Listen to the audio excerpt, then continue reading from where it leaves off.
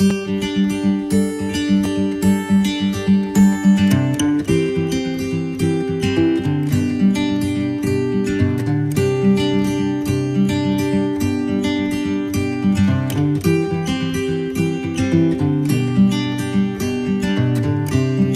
I'm Atalanta, and this is Everyday Witchcraft.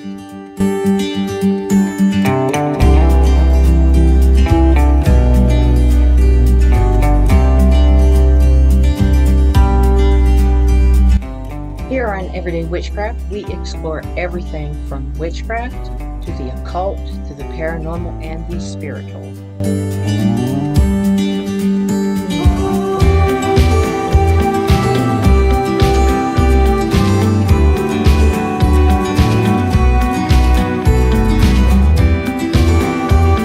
Every week we have special guests that have expertise in the subject matter at hand.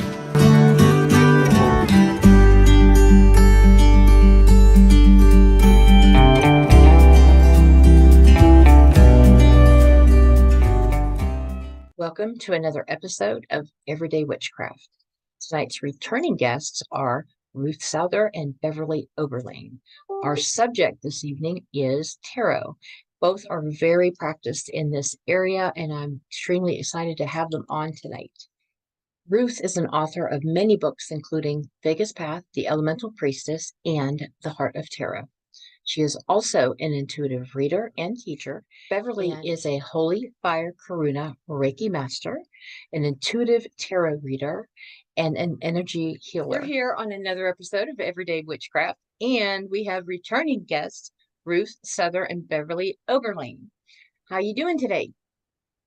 Awesome. Yeah, good. Fantastic. I would like you to introduce yourself for those who are just tuning in. Beverly, you want to go first? Sure. Hi, everybody. My name is Bev Oberline, and I am a Holy Fire Karuna Reiki master, as well as an intuitive tarot reader. And I have been taught by my good friend and mentor, Ruth Souther, for several years. When did we start? 2007, something like that, I think. Yeah. And I really have been pretty much reading since, I would say, about 2008 or 2009, and I really enjoy it. It's kind of funny that I found out I met so many different people, of all types of people who wanted a reading. And I mean, when I worked here I live in Southwest Florida, and when I worked here at Flea Masters in Fort Myers, good grief, I met people from England. I had people from Germany, people from Mexico, Brazil, I think, a couple from Canada. We have you see a lot of Ontario license plates down here in the wintertime in season. And it's always interesting, and it's always fun, and sometimes, of course, it isn't. Sometimes the cards aren't very kind, but it's a really fulfilling thing to be able to do, I think, and I really enjoy it. So, Hi, I'm Ruth Souther, and I have been doing tarot since like 1989, I think. My favorite deck is the Thoth deck, Crowley deck, and I like it because it's queen high, for one thing, and because it is so multi-layered with symbols and symbology. I mean, I could read and 10, 20 people and find something different in each card, depending on their energy and what it is we're looking at with their story. And speaking of stories, that's the way I like to read.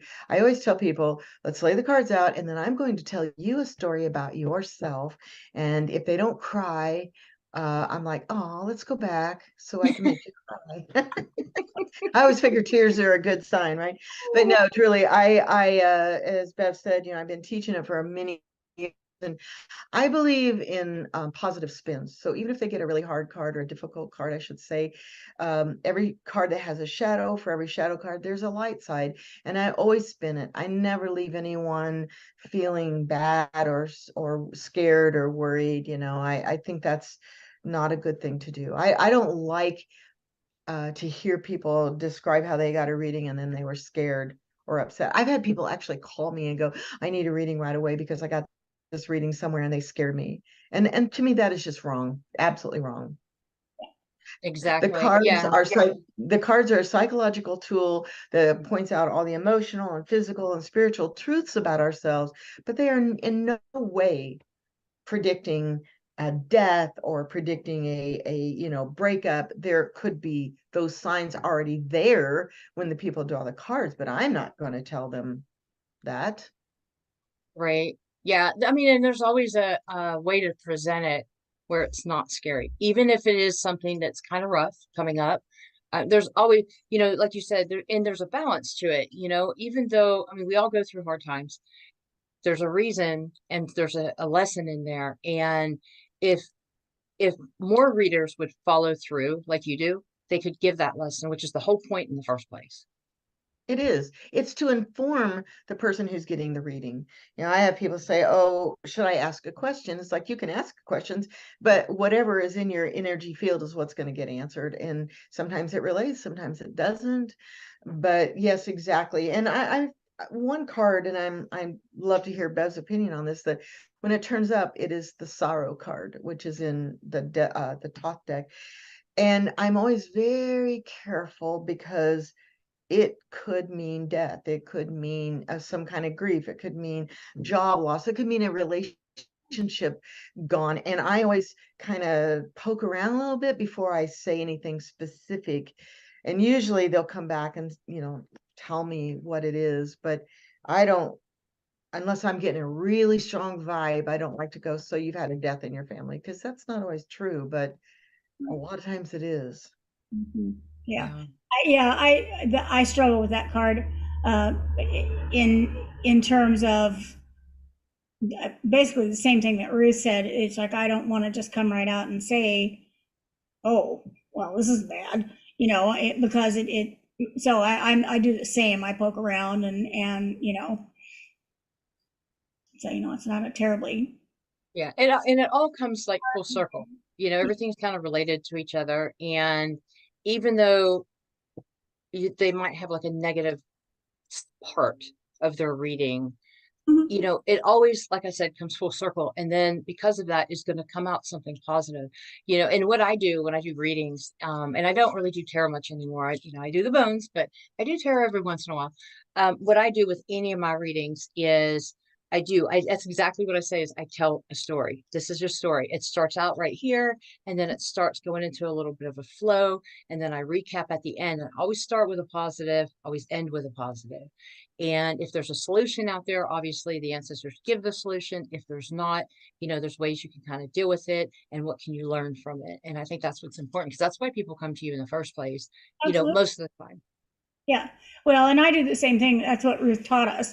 When I would like to just tell a little funny story on Ruth. Taryn and I and Ruth had danced together for a long, long time. And so Taryn kept saying, "I really want to learn the tarot." And I said, "Well, I do too." And Ruth always said she'd teach us, but we never could find the right time. So finally, we kind of Taryn and I put our heads together and we decided, all right, we're going to try a two-pronged approach. We're going to be like two little kids in the back seat. "Are we there yet, Daddy?" And when? And so finally she said, "All right, fine." She said, I'll show you guys how to do this. But she said, "I'm only going to do like one, maybe two classes, and that's all." And she's been teaching ever since. So. And that group of people, this is also funny. It went on for like 3 years, and they would bring wine and order pizza because I've never had a group like that since. But we really, really got into the cards at that point. So, but I want to go back to the positive, and then that little spin in the middle. The cards are about the person, right? So if it is, say, ruin, Ten of Swords, ruin, it is about, or nine, whatever it is now. You think I'd know after doing these cards for so many years, but ruin, okay, and it's bloody swords in the top deck. It's self-ruin, so it's easy enough for me to say, so you're beating yourself up an awful lot. What's happening in your life? Or it looks to me like you're carrying a lot of guilty feelings or something, and it opens the door for them to talk about it. But when it's self-ruin,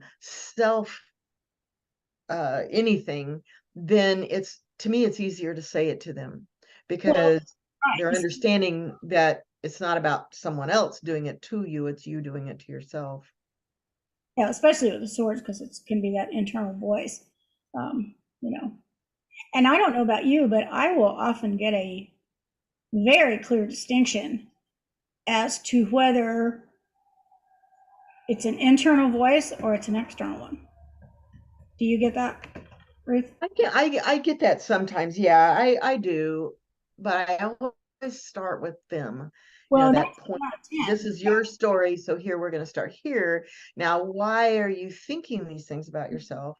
Because you're hearing other people say them about yourself. And it just, as you were saying, it rolls into a bigger piece when you start with certain questions or certain things. But I will say that I may have said this before, but what cracks me up is people come in who are new and they'll go, I am not going to say anything. I'm not going to smile.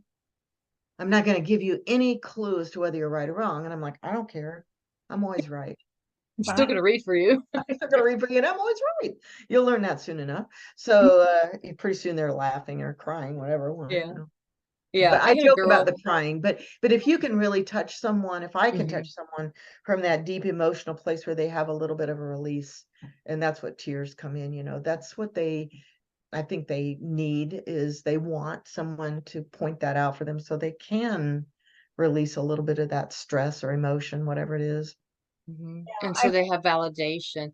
I had a girl once that it was for bone reading. I had a girl, it was by video, and I had never read for her before. And I asked her my usual questions because I'm like, okay, what do you want to know about? Is there anything in particular? I always start with a general, but if you want a question, a focus, that's fine. No, just a general. I said, okay. All right. So I cover different subjects, and then I started going down. I said, do you have a partner? She goes, I don't know. You tell me. And I was like, okay.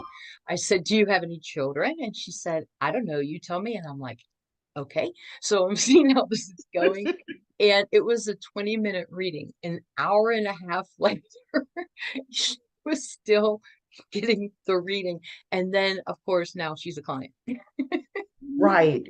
You tell me, okay, let me tell you something about yourself, your sister. But that's right. Right. It's true. And I get this question a lot. How do these cards work? It's devil's work. Oh my God. Or it's evil or whatever. And so my answer is, first of all, no, none of that. But how do they work? They are a psychological tool. Every symbol on those cards is meant to mean something to humans, humanity. It speaks in humanity. Out of all the deck I use has got 80 cards in it. You turn any one of them over and it will mean something to you. It may not be in the moment that in a spread it wouldn't come up, but it will mean something because it's about being alive. And they're like, oh, that makes sense. That makes sense. Yeah. I don't know how to explain bones though. How do you explain bones? Because Oh, it's literally communication with me. The crazy part about bones is that if you just had the meanings that you have introduced and you just went strictly off the meanings and you didn't use any intuition, any feelings, anything like that, you were just like, okay, ancestors, just use the bones. I'm not going into it. I'm not going to try to, nothing. They're still scary accurate. It's so weird. And I love it. And when people are first learning, that's what they do. They just kind of have, because they're still trying to connect with the ancestors. So it's like they just kind of go by the meanings, unless they've had previous experience with divination. But yeah, it's funny because I mean, tarot and bones are actually pretty similar, especially in the way that you read.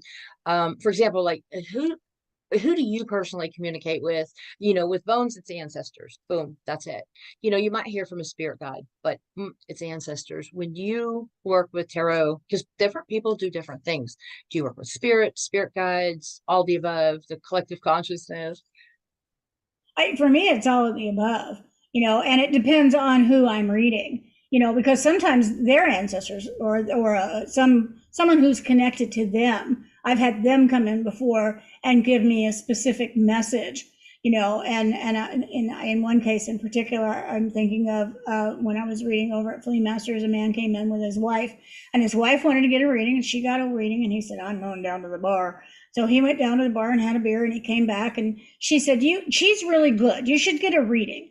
And he's like, I don't believe any of this stuff, but she talked him into it. So he sat down at the table, and his mother very clearly to me came in and said, and it was in relation to a card that he had pulled, and he just was, he just sat there, and his mouth open and dropped, his jaw dropped to the floor, and he turned around to his wife and said, did you tell her that? And she said, I said, word. Good. And those are the ones that are really, to me, not because of their surprise, but it's really gratifying to know that, you really are connected, and you really did say this, and it was a good message, and he was very happy, and I felt privileged then to deliver that, and that's one of the, the best things about it is to be able to do that. Yeah, it's amazing. The first time, okay, so I started with tarot in the beginning of 96. My sister was killed in 95, at the end of 95. Moved up to Pennsylvania. My husband and I were opening a soccer store. We go there to look at a building, and the guy that was showing the building just stops in the middle and says, I have to read your cards. And I'm like, okay. So he takes me to a room, does not know me, takes me to a room. We're sitting down.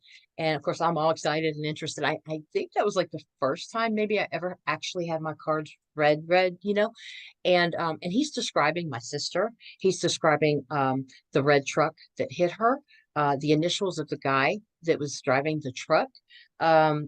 So many different things. This guy had no idea who I was at all whatsoever. I had just moved up there, and he was in detail, and I was tearing up, and I said, how do you know this?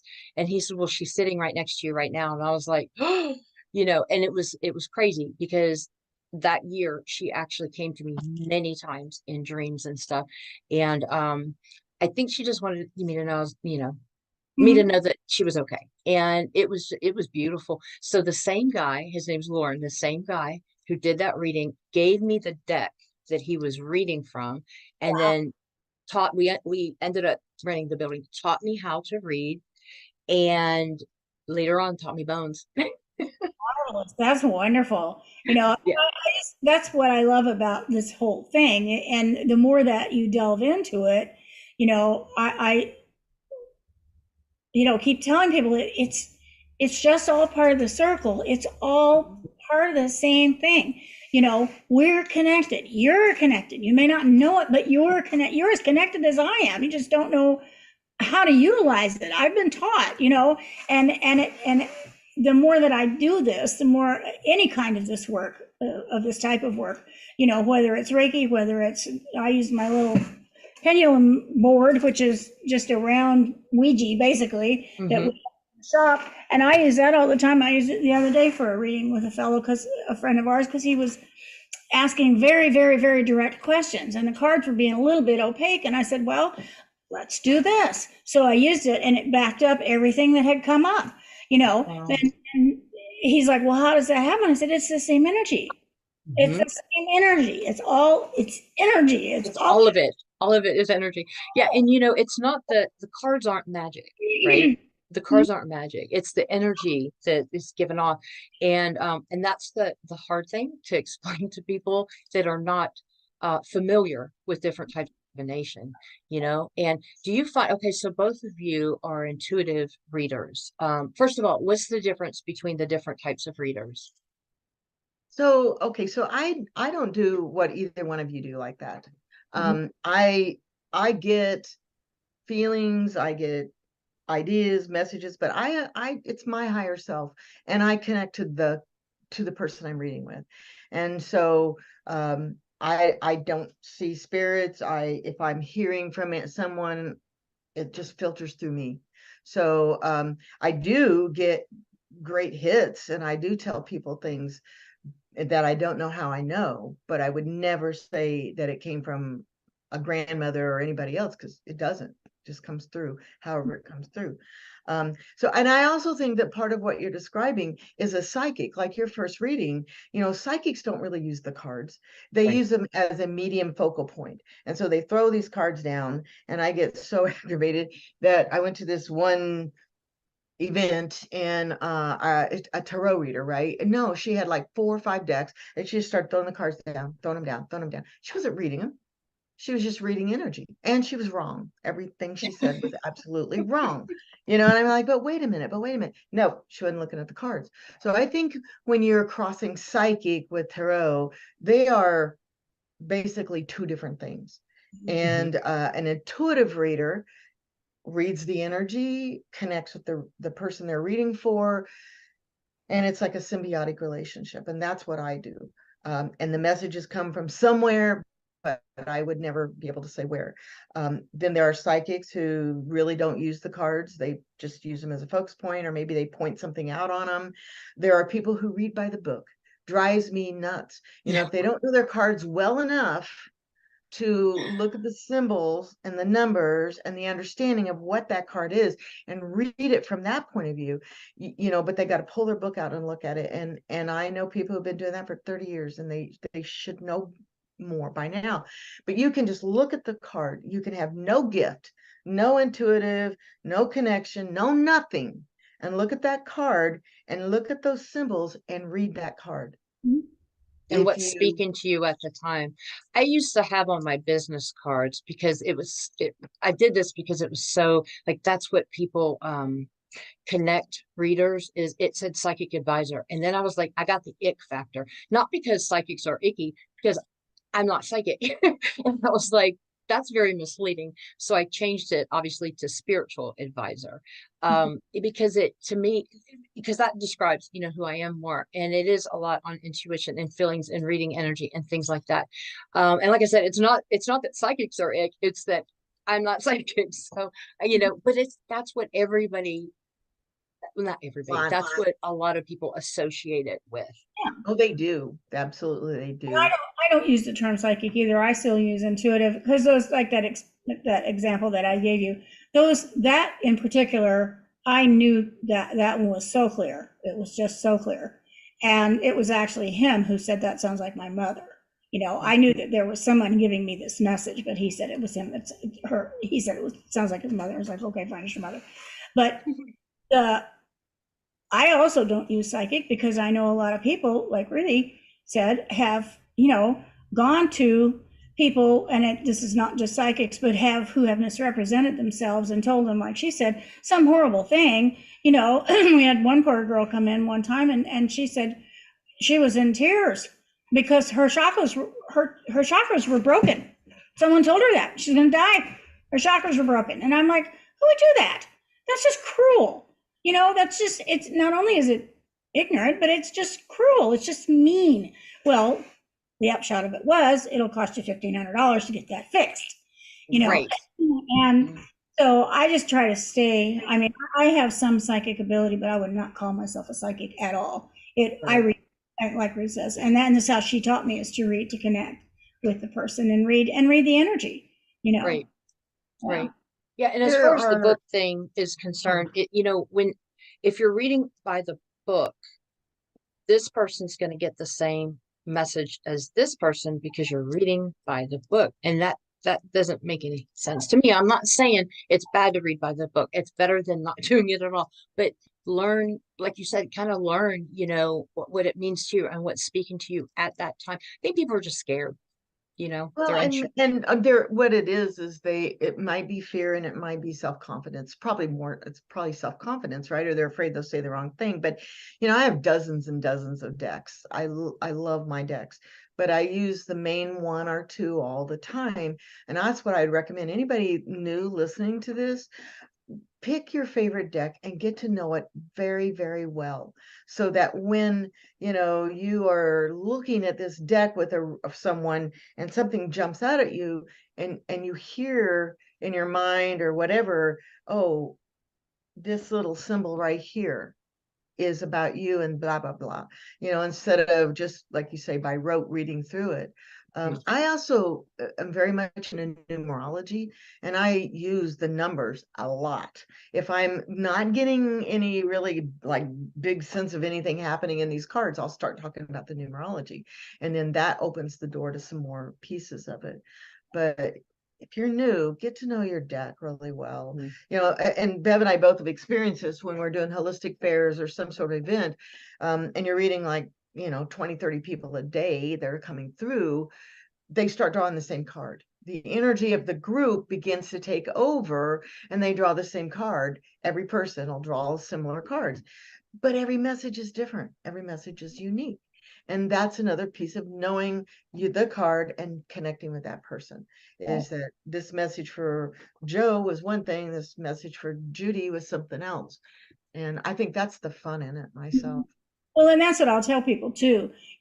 Up to a certain very narrow point, the Six of Swords is the Six of Swords, is the six, and it's always going to be the Six of Swords. But it depends on where it comes up in your reading. It depends on how all the other cards are, acting with it or reacting to it, and your energy and all those. It's is as individual as each person is, but we used to compare when we go to the holistic fairs, how many empresses we got and how many this we got, that, and I had 9, whatever, or everybody was drawing royalty, or there wasn't any royalty at all, and it's really funny the way the group energy gets going.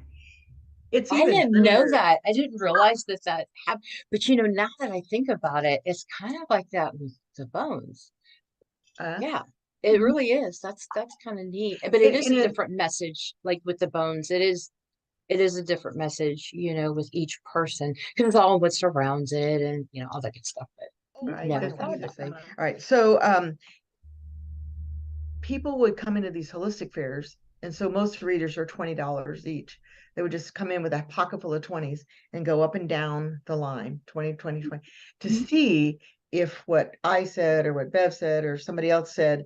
And almost always the messages were the exact same. Again, is that group energy, not everybody was taught by me. Some of them were, some of them weren't, but it's, oh yeah, that's what they said. And they said, and they said, which is also fascinating. When it comes to that group energy.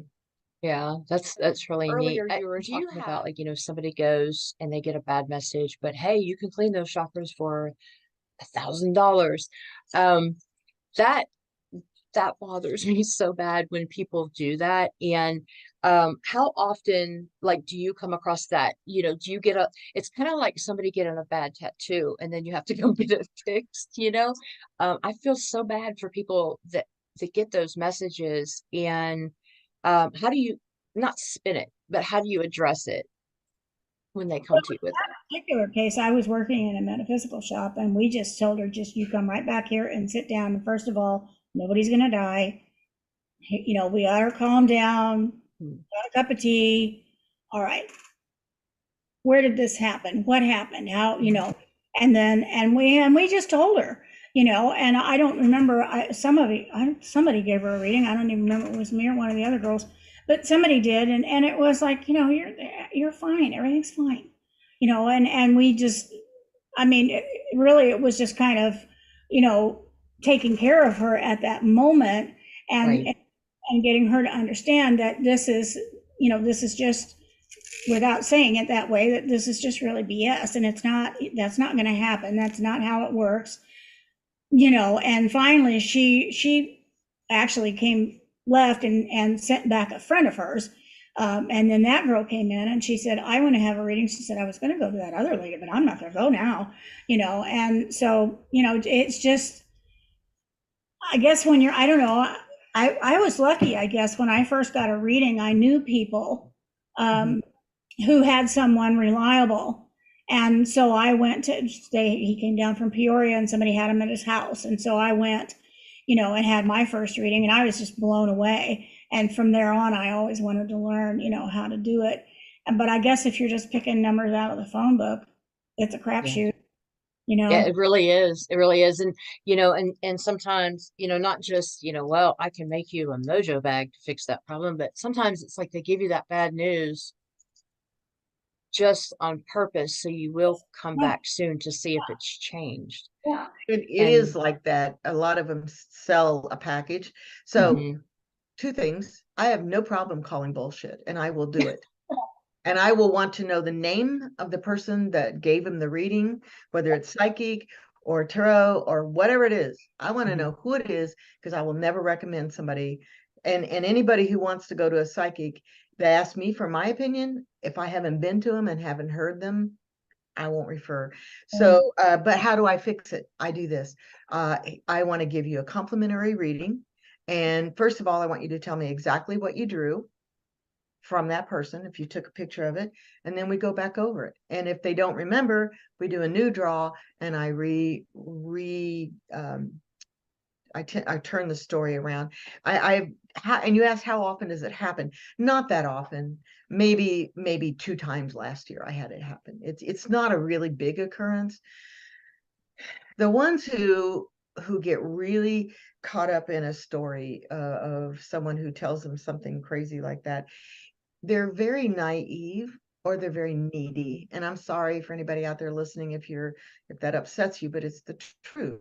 Look at yourself. Why do you need somebody else to validate you? If you don't know what your chakras are, whether they're broken, and they can't tell you anything other than pay me this money, then you need to reevaluate where you're going and what you're hearing. Do some research. It's just scary, because most people, I mean, we're in the magical community, so we kind of have it very good. But a lot of people, like, for example, going to New Orleans, you may find somebody there that's going to read tarot. It's just the crapshoot, like y'all were saying. And you sit down, say you've never had a reading before, you sit down, you don't know what to expect, and then you might get somebody who's legitimate. You might get somebody who's trying to sell something in their shop. And they honestly don't know, which is one of the reasons why I wanted to do this show, because I wanted to, matter of fact, maybe you can make suggestions. How do you tell if somebody's legit? Because for those people out there that just don't know. Well, one Well, of the things Ruth taught me, and I think she does it still too, is she'll say your first card is free, and I will do that if somebody's, I don't know, I really want to do this, I'm not sure, and I'll just tell them, why don't you just pick a card out of the deck and let me read it? And there's no obligation, you don't have to pay me. If you don't like it, walk away. It's no big deal. And they'll be like, really? And I'm like, yeah. And then I'll read that card, and they're like, oh, oh, yeah. And I would, for myself, if I were going to someplace and I wasn't sure, I'd say, would you read a complimentary card for me? And if they weren't willing to, then I'm not willing to put down my money. Right. That's a really good idea. I've never even thought about that. That's a really good idea. Do you find yourselves gifting a lot of I go through, like, whenever I went through the big change recently in my life, there were some people that really um went above and beyond. And I love gifting readings. And I was like, look, here's my card. I want to gift you a reading if you're interested. I get it if you're not, but this is what I do. And I love to do that. And you meet people sometimes that you just know they need that reading. Like Lauren did with me, years ago with my sister. Yeah, you just kind of meet. Do you find yourself doing that often? I do. I give free readings a lot. Yeah. And I believe in the law of abundance, is that the more you give, the more you get back, that there's enough for everybody. And so I do often do that, especially people I feel really need it. But I want to Mhm. go back to that. How do you know? Okay. One thing that you can look for is, obviously, if they try to sell you more than what you want. If the reading is $25, or if it's real cheap, if it's $10, but then they want, oh, I'll give you 3, but if you want more, then it's more money, and it's more money. It's always about money. And so if they're trying to hook you, if they're telling you things that do not make sense to you, don't, I always say, take these cards. Even me, I am great at what I do with salt. Take it with a grain of salt, because I am reading what I know. I'm reading energy, I'm reading the card, but I might not be right. And if they are absolutely insistent that what they're saying to you is the right thing, and you're feeling really weird about it, then no, it's not the right thing, you know. And if you ask questions and they want to pull you back to whatever line of thinking that they're doing, another big red flag. The other thing, and this might sound funny, but if they don't even crack a smile, hell no. If they can't laugh and joke and go, yeah, I know this is going to seem really funny, but here's what I want to say about this one, then I'm out of here, you know. Especially, you know, any kind of reader or psychic or anybody like that. It's like, if you can't show me your human side, Yeah. I don't think you're legit. You're just out Right. here trying to make butt. Overbearing and pushy, and yeah, Right. I've had experiences Right. with Yes. readers. And there's another thing I Okay, wanted to. well, if someone comes to you and says, can you read, for example, if I come to you, Ruth, and I say, what is Beverly up to? If I do this, how will she respond? What is Beverly up to? Big no-no, right? Big no. If somebody wants to know about somebody else, the answer is absolutely not. I'm going to talk about you and maybe your relationships and how you relate to other people. And I've also had people come in and say, you know, I really want to ask a question about my husband or about my friend. Can you read a card for them? No, I can't. But I can read a card for you in relationship to them. But it's just like, I know we aren't really talking about spell work right now. That's another one we should do. That's But another show. in Yes. spell work, you know, it has to be about you. It can't be about the other person. Yeah. Absolutely. Yeah, it's invasive. It is. Well, Yeah. yeah, not only that, right? But they're, as we said, they're not sitting across from me, you know. And I've told people that recently, in fact, you know, that I really can't, you know, I really can't do that because she's not here, and I Like don't know. putting a camera up in a private room, you know, and watching somebody. It's just, Yeah. you know, could you do it? You could, but you're not gonna. I'm not going to. Now you turn a card over and you go, so why are you so nosy? That's funny. Oh my goodness. Yeah. I'm gonna use that. This card says you are too You nosy. are nosy. Let's look What at about my Oracle? What Oracle about decks. For those who are just kind of starting out on this, can you do a little explanation? I mean, people know the obvious, you know, that the Oracle looks like this and the Tarot looks like this, but what do you think about, like, what's the big difference to you between Oracle and Tarot? And do you have like, is Tarot your preference, or do you use Oracle as well? Well, I use Oracle too, and the biggest difference is Tarot has a very specific alignment, you know, major, minor arcana, royalty, or court cards, whatever you want to call it. They are very specific, 78 cards or more, depending on the deck. An Oracle deck can be anywhere, anything from 25 to 110 if they want. Oracles are more self-explanatory. You know, if you know how to read tarot and if you really just looked at the picture, you would get it. But an Oracle card generally has explanation right on it. You know, like, this is what it is. You can read the book, but it's right there. I use Oracle in a lot of group settings because I don't want to have to explain everybody's card. So here, draw this. Oh, I got the universe, or I got the dream, you know, dream into the future. It's self-explanatory, and it really is nice to do that. In fact, I will buy Oracle decks for certain events and then give them away. You know, I give the cards away. You draw a card, you keep it. Oh, I like And that. yeah, and you know, they're not really expensive, and they've paid enough for the event that a free card is thrilling. But that's the biggest difference to me. So I love both. You know, Tarot is wonderful, but I don't like to do Oracle readings because I think they're too vague. Right. Yeah. I could spin it, but I like the Tarot because it really narrows the focus a lot more. And I found when I first used an Oracle deck, I kept thinking in Tarot terms, and it wasn't working. I'm like, where are the numbers? Where's the numerology? Where's the astrological sign? What's going on here? And then flip it over, and there it is. Oh, okay. You know, but they're obviously, some are better than others, just like any other deck, you know, and I have my favorites, and, you know, others, I'm like, yeah. How many decks do you think y'all have? 75, 80. That's fabulous. I give them away sometimes, and then I'll buy another one. I gave a deck to a little kid one time. He came in for a counseling session with his mom. I'm a spiritual counselor, but we talked about hypnosis. We didn't do that, but we did spiritual counseling. And I got these cards out, and he was so entranced with them. I just gave it to him, and it's been a real healing tool for him. And I've done that with 2 or 3 other kids. So I will buy specific decks for kids just in Oh, case. that's fantastic. I gave I like to if I meet somebody that like at an event, I just get that feeling. I'll give them a starter kit or, a few pieces or whatnot. And I met a little girl in October and she was autistic, so sweet. And she was just obsessed with bone throwing. And she would just she didn't ask for anything, but she sat there just in awe and looking through the book, looking through the book, looking through the book. So I gave her, a small kit in a book. And of course, she was just over the top. And, her mother contacted me a few weeks later and said that she's on it every single night. And she emailed me a real sweet, little email. And every once in a while I hear from her.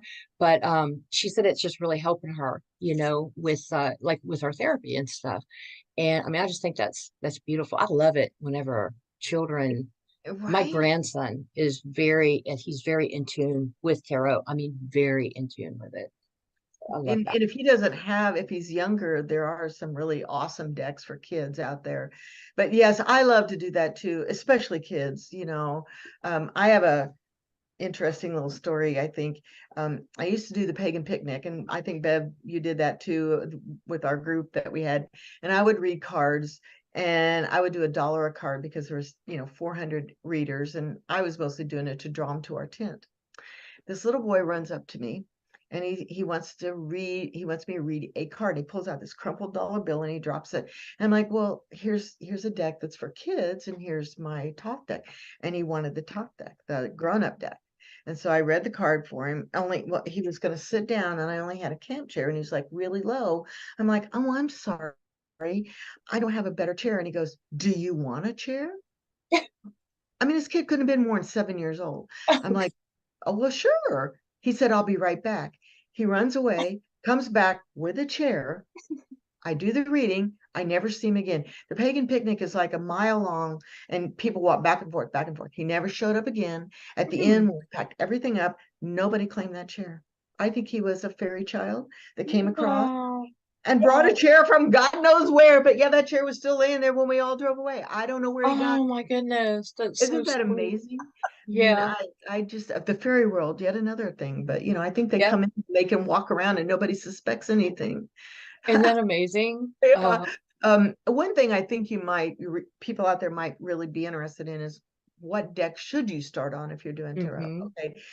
So I started on the top, and basically so did Bev, and that's what I teach, and even people who like other decks, like the Rider-Waite-Smith, the behind you, they'll drop that for the top after they get to know it. But people are afraid of it because it's so complicated, and it really isn't. If you start with Rider-Waite-Smith, it's very simplistic. People look like people, animals look like animals, et cetera, et cetera.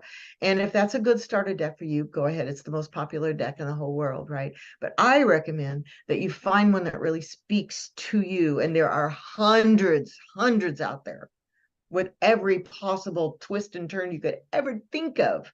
Find one that you really like, that the images call you, and then really study it. The other thing is that 99 and 9/10 of the decks out there are copies of Rider-Waite-Smith. They're arranged exactly the same way, a different theme, maybe even different words, but it's the same arrangement as the Rider-Waite-Smith. The Toth is unique, and I love it. It's humanoid looking rather than human, which gives you a lot of latitude. But that's my 2 cents worth on starter decks. I like that. What about you, Beth? I'm pretty much the same place. I learned, with Ruth being my teacher, I learned on the top. So I didn't have really, I never even looked at the Rider-Waite-Smith because we just jumped right in on this. And it is always my go-to. It's always what I come back to. I have other decks that I like and that I use, and some I bought for specific purposes. I bought a goddess deck because I wanted to explore just different goddesses that were out there, and this deck is nothing but goddesses. And I was like, cool. So and I learned a lot from it. But it's always come back to that Toth deck, no matter what, and for reasons. And I mean, I think obviously since I learned from her with all the things that Ruth says, the layers in the thing, you know, Mhm. because as you're reading, sometimes I'll say, well, this card's kind of leaning in this direction, and it might be this or this or this, and they're like, no, that's not really, not really getting that.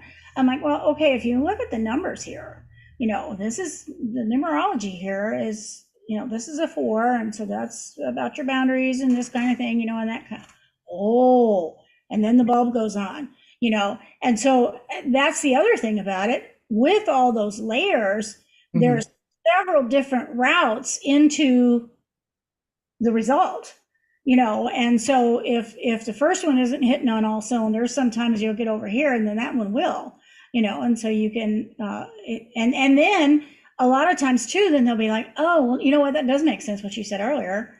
Oh, I hadn't thought of it that way. I hadn't thought about that.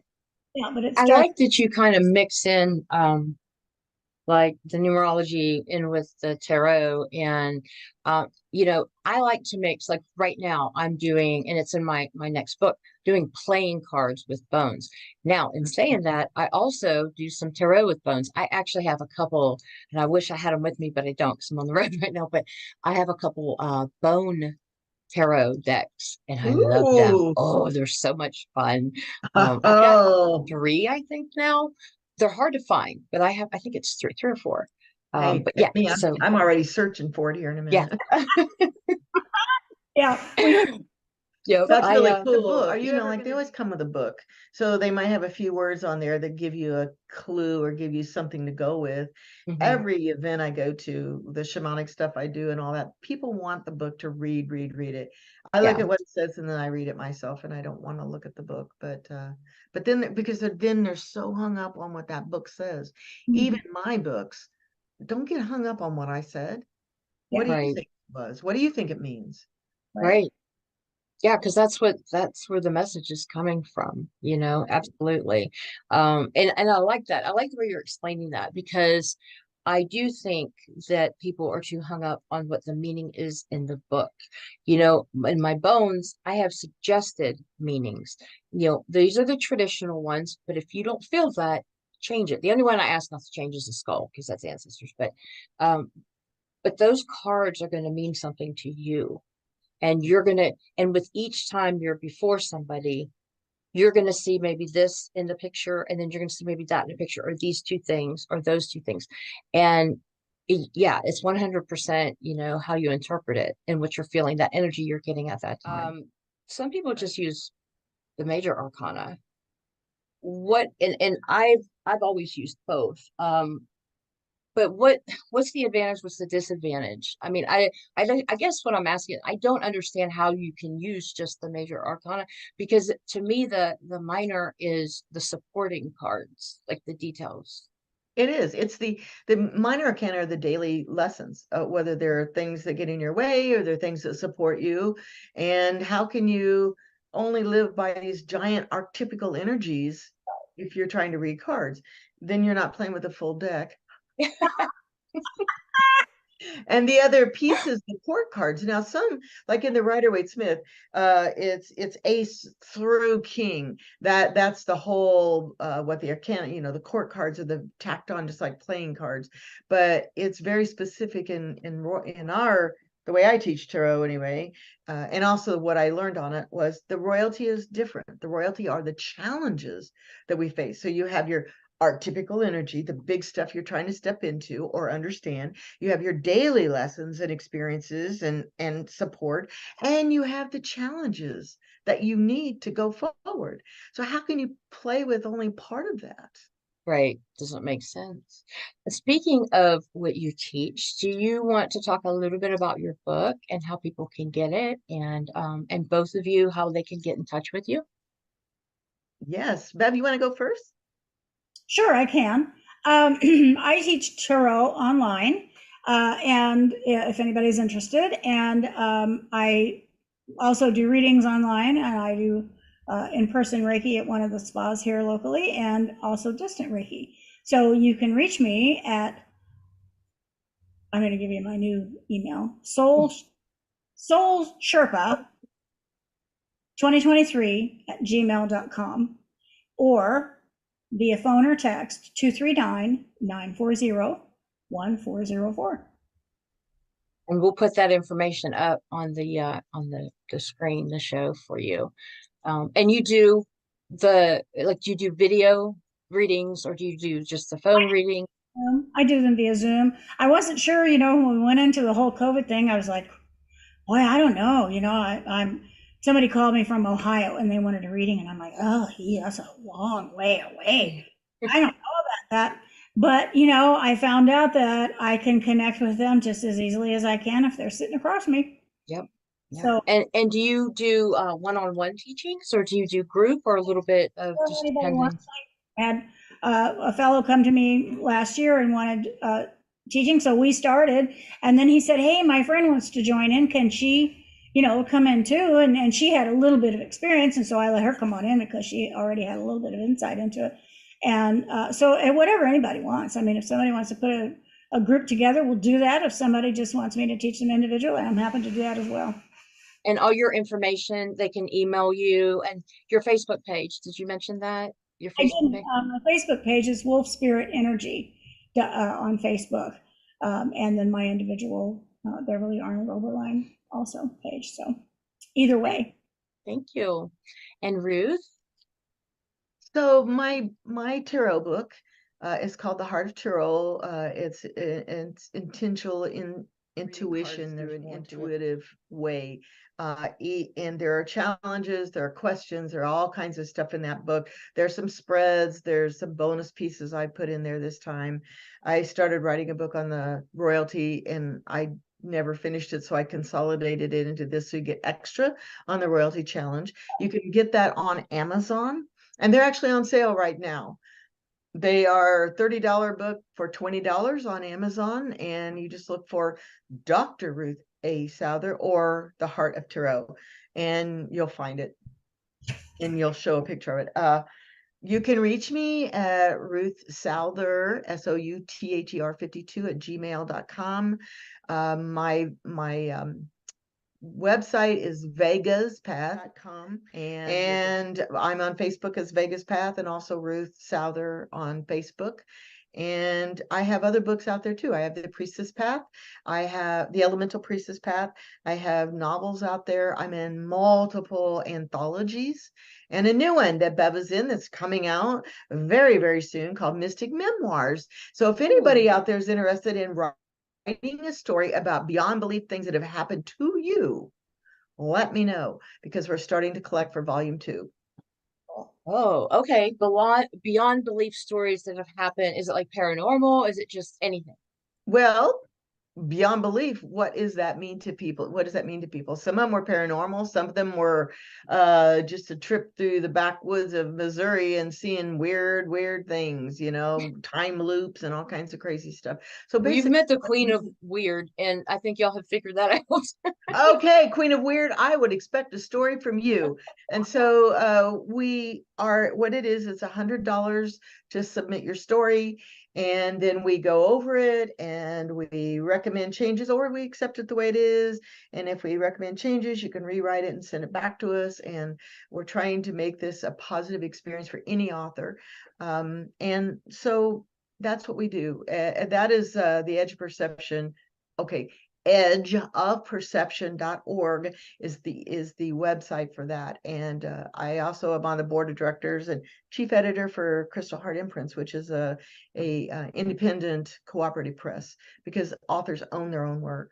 Now in the anthology, that works a little different, and I'm in the Shaman Heart anthology. I'm in a lot of different anthologies these days. So self-love book that just came out, and I mean, this is the newest anthology that just came out, The Life-Changing Power of Self-Love. And so I'm in this one. And so I love to write. We teach writing. Taryn and I and this Michelle, you met Michelle, we teach writing every Monday. We have a writers group on Monday nights if anybody's interested in writing. So now I've changed the subject from tarot to writing. It's okay. I love it. I love it. And I need to get involved with that group because, last year, last few years it's just been, I've been on the road all the time. But this year, less road travel. I am still going to go, but I'm attacking projects. So yeah, this year is going to be a lot about creativity. Well, I'll just send you, well, actually, if you go to not The Edge, we call ourselves The Edge, but it's edgeofperception.org. There's a way to sign up for that class, or not class, but for that group. And then you'll go onto the email, and it's always 99% of the time it's my Zoom, but if it isn't, it's Terry's Zoom. So between the two of us. But if you'd like to come on just to try it out, we'd love to have you. Just, Monday nights, we Yeah. meet on Monday nights. And you don't have to Okay. come Yeah, I all the like time. that.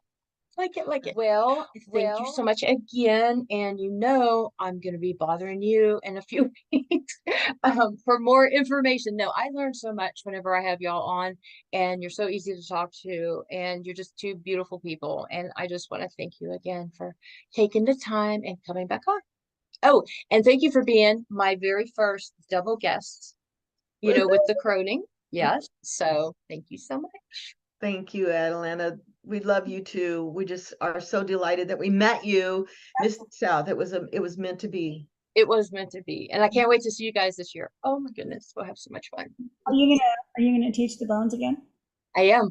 And I'm also offering them if they want to do the bone magic because that's my new thing. Perfect. Thank you so much for having us. Thank And you. I really, really love having you guys on here, and much love. Blessed much be. love. Bye. Bye. We are picking back up on our series of bone magic. Today, we're going to talk about connecting with the animal that you are wishing to work with. I'm going to use the example of a shark because it's the easiest one that we can kind of connect to in vision. You can use a shark tooth. You can use a shark bone. Now, you can use that little tooth of that shark bone. You can use it in a powder. You can use it in a sachet. You can wear it. But the most important thing is to actually connect to that bone and connect to using the predator prey method. The prey, like I said, would be the outcome. It would be, let's say, the person that you are needing protection from, or a situation that you would be needing protection from.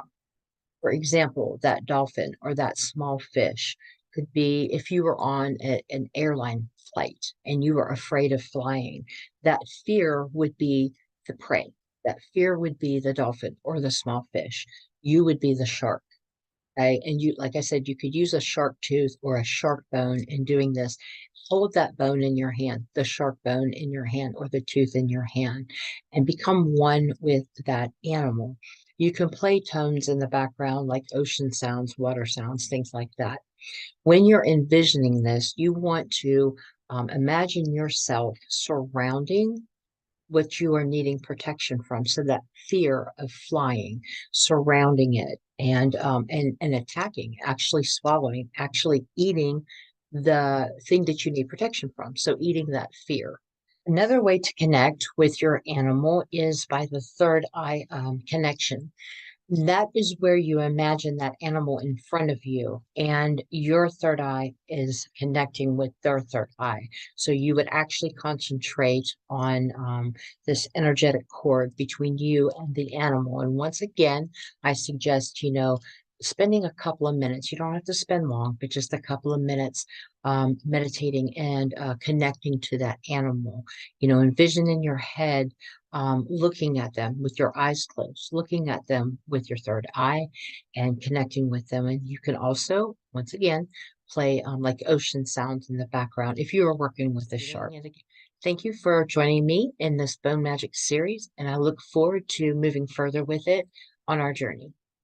Blessed be. That concludes another episode of Everyday Witchcraft. I want to thank all of you for tuning in, and I want to give a very special thanks to Beverly, Oberline, and Ruth Souther for once again coming on the show.